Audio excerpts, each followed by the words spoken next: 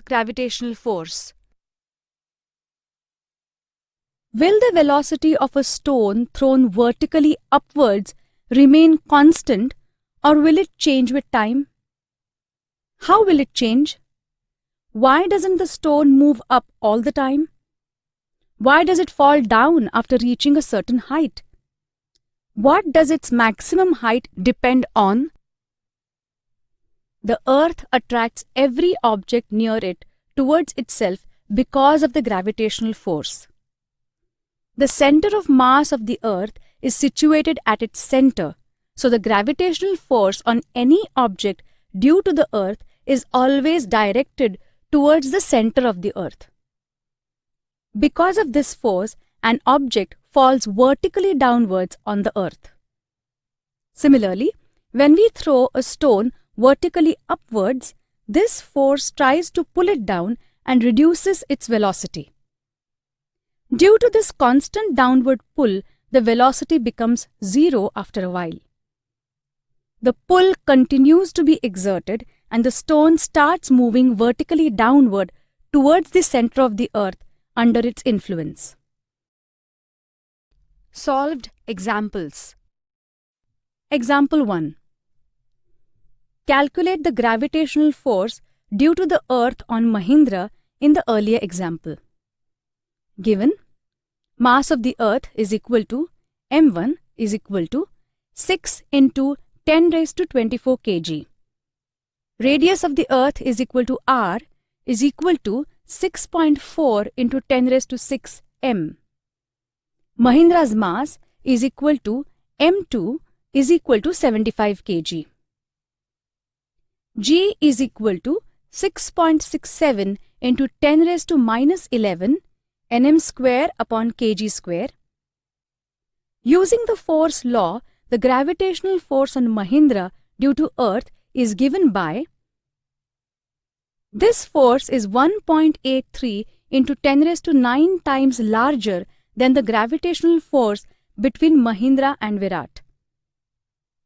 F is equal to gm1 m2 upon r square. F is equal to 6.67 into 10 raised to minus 11 into 75 into 6 into 10 raised to 24 upon 6.4 into 10 raised to 6 square n is equal to 733n. Example 2. Starting from rest, what will be Mahindra's velocity after 1 second if he is falling down due to the gravitational force of the earth? Given u is equal to 0, f is equal to 733n. Mahindra's mass is equal to m is equal to 75 kg. Time t is equal to 1 second. Mahindra's acceleration a is equal to f upon m is equal to 733 upon 75 m per second square. According to Newton's first equation of motion, v is equal to u plus at. Mahindra's velocity after 1 second, v is equal to 0 plus 9.77 into 1 meters per second. v is equal to 9.77 meter per second.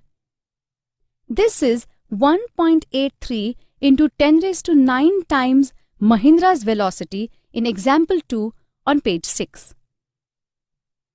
Use your brain power. According to Newton's law of gravitation, every object attracts every other object. Thus, if the earth attracts an apple towards itself, the apple also attracts the earth towards itself with the same force.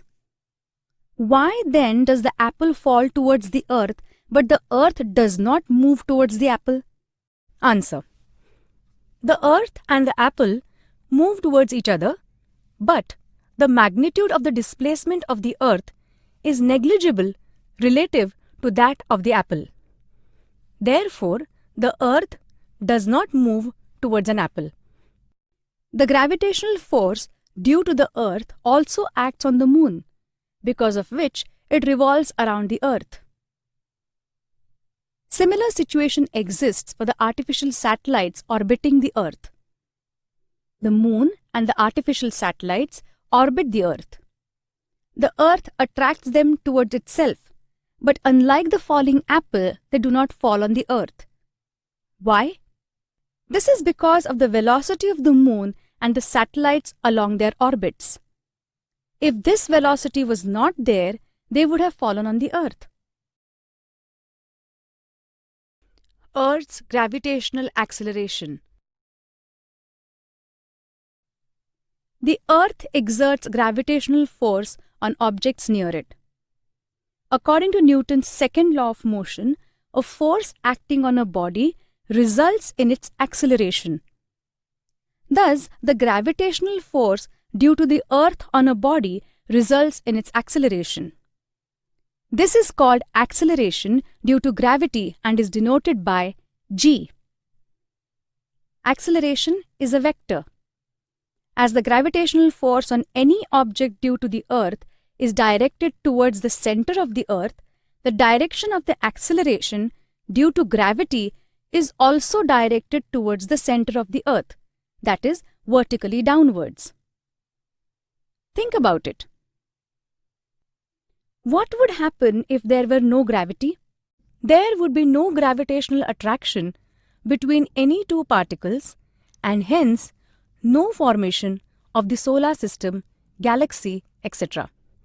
What would happen if the value of g was twice as large?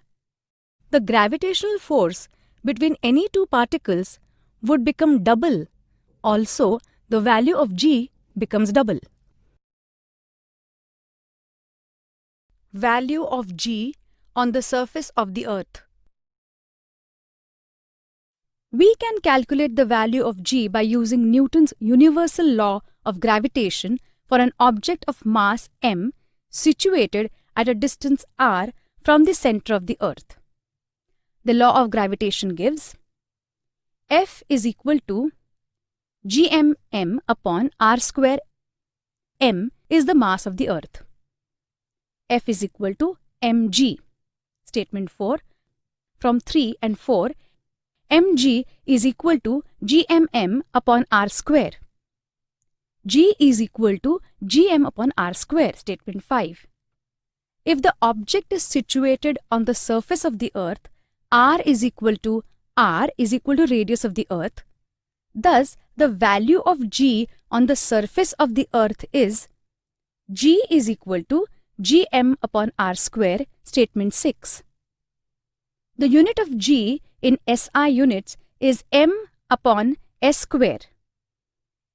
The mass and radius of the Earth are 6 into 10 raised to 24 kg and 6.4 into 10 raised to 6 m respectively. Using these in 6, g is equal to 6.67 into 10 raised to minus 11 into 6 into 10 raised to 24 upon 6.4 into 10 raised to 6 square is equal to 9.77 meters per second square. Statement 7. This acceleration depends only on the mass m and radius r of the Earth, and so the acceleration due to gravity at a given point on the Earth is the same for all objects. It does not depend on the properties of the object. Can you tell what would be the value of g on the surface of the Earth if its mass was twice as large and its radius half of what it is now? G is equal to gm upon r square. Therefore, g1 is equal to gm1 upon r1 square and g2 is equal to gm2 upon r2 square. Therefore, g2 upon g1 is equal to m2 upon m1 r1 upon r2 square. Therefore, g2 is equal to g1 is equal to m2 upon m1 r1 upon r2 square, that is equal to g1 is equal to 2 square, because m2 is equal to 2m1 and because R2 is equal to R1 upon 2. Therefore, G2 is equal to 8G1. Thus, the value of G on the surface of the earth would be 8 times the present value. Variation in value of G. A. Change along the surface of the earth. Will the value of G be the same everywhere on the surface of the earth? The answer is no. The reason is that the shape of the earth is not exactly spherical, and so the distance of a point on the surface of the earth from its center differs somewhat from place to place. Due to its rotation, the earth bulges at the equator and is flatter at the poles. Its radius is largest at the equator and smallest at the poles. The value of G is thus highest 9.832 meter per second square at the poles and decreases slowly with decreasing latitude. It is lowest 9.78 meter per second square at the equator. B. Change with height. As we go above the Earth's surface, the value of R in equation 5 increases and the value of G decreases. However, the decrease is rather small for heights which are small in comparison to the Earth's radius. For example, remember that the radius of the Earth is 6,400 kilometers. If an aeroplane is flying at a height 10 kilometers above the surface of the Earth, its distance from the Earth's surface changes from 6,400 kilometers to 6,410 kilometers, and the change in the value of G due to it is negligible. On the other hand, when we consider an artificial satellite orbiting the Earth, we have to take into account the change in the value of G due to the large change in the distance of the satellite from the center of the Earth. Some typical heights and the values of G at these heights are given in the table. Place, surface of the Earth average, height in kilometers 0, G, meters per second square 9.8. Place, Mount Everest, height in kilometers 8.8, G, meter per second square 9.8.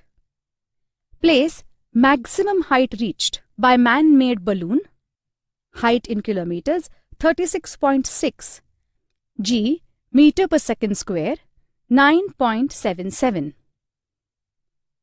Place, height of a typical weather satellite, height in kilometers 400, G, meter per second square 8.7.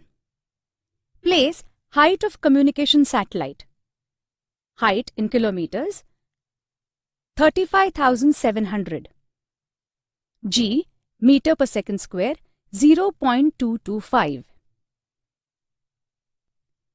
C.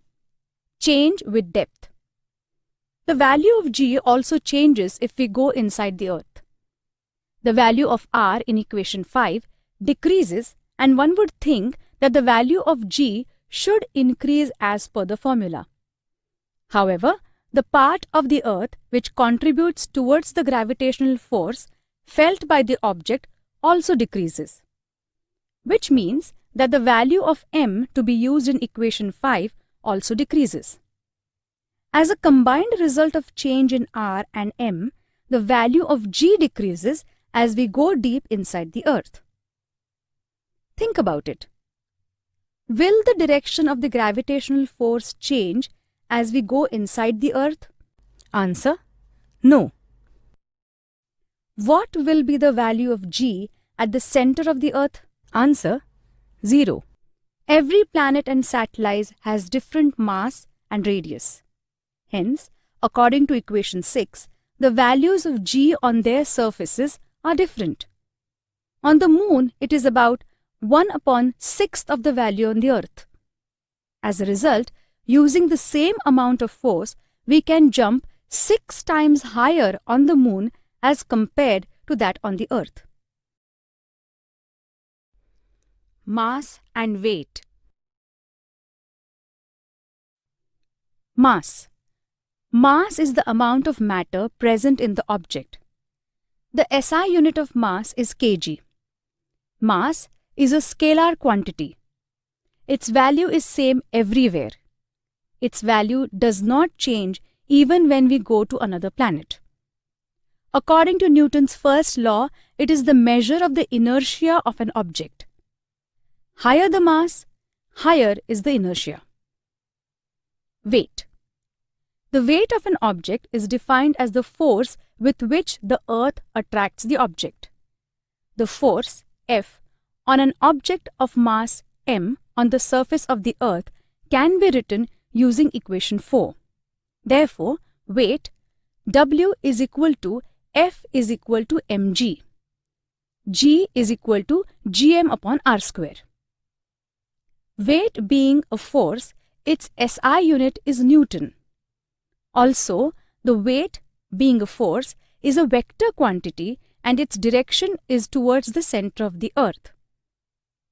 As the value of g is not same everywhere, the weight of an object changes from place to place, though its mass is constant everywhere. Colloquially, we use weight for both mass and weight and measure the weight in kilograms, which is the unit of mass.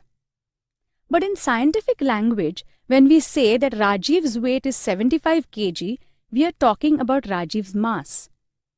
What we mean is that Rajiv's weight is equal to the gravitational force on 75 kg mass. As Rajiv's mass is 75 kg, his weight on Earth is F is equal to mg is equal to 75 into 9.8 is equal to 735 N. The weight of 1 kg mass is 1 into 9.8 is equal to 9.8 N. Our weighing machines tell us the mass. The two scale balances in shops compare two weights, that is, two masses. Use your brain power. Will your weight remain constant as you go above the surface of the earth?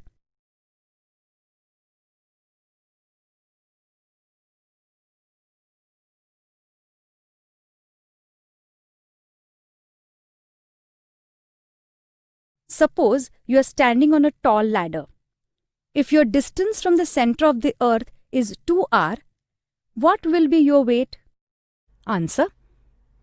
Weight is equal to W is equal to gmm upon r square, that is equal to gmm upon 2r square, that is equal to gmm upon 4r square, that is equal to 1 upon 4 gmm upon r square is equal to weight on the earth upon 4. Solved examples. Example 1. If a person weighs 750 N on earth, how much would be his weight on the moon given that moon's mass is 1 upon 81 of that of the earth and its radius is 1 upon 3.7 of that of the earth? Given, weight on earth is equal to 750 N. Ratio of mass of the earth, ME, to mass of the moon, MM, is equal to ME upon MM is equal to 81. Ratio of radius of earth, RE, to radius of moon, RM, is equal to RE upon RM is equal to 3.7. Let the mass of the person be m kg. Weight on the earth is equal to mg is equal to 750 is equal to mg me upon re square. Therefore, m is equal to 750 re square upon gme, statement 1.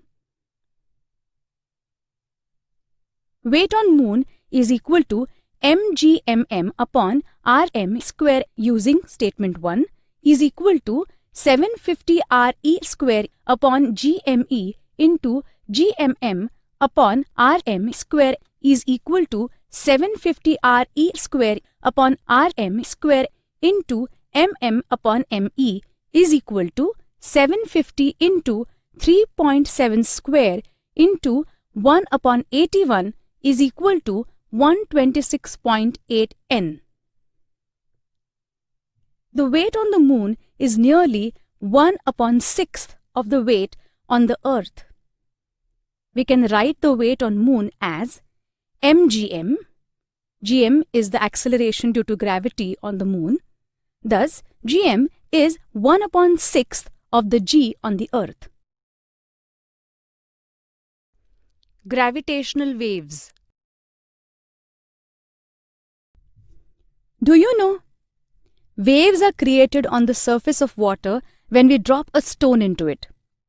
Similarly, you must have seen the waves generated on a string when both its ends are held in hand and it is shaken. Light is also a type of wave called the electromagnetic wave. Gamma rays, X-rays, ultraviolet rays, infrared rays, microwave, and radio waves are all different types of electromagnetic waves. Astronomical objects emit these waves and we receive them using our instruments. All our knowledge about the universe has been obtained through these waves. Gravitational waves are a very different type of waves.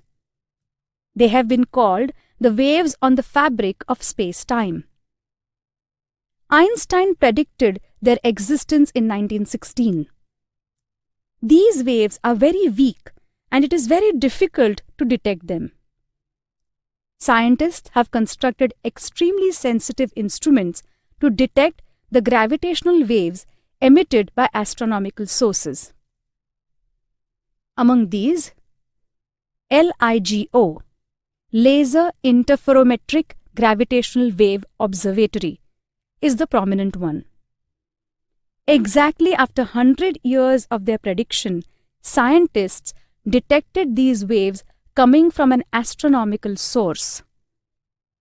Indian scientists have contributed significantly in this discovery. This discovery has opened a new path to obtain information about the universe. Free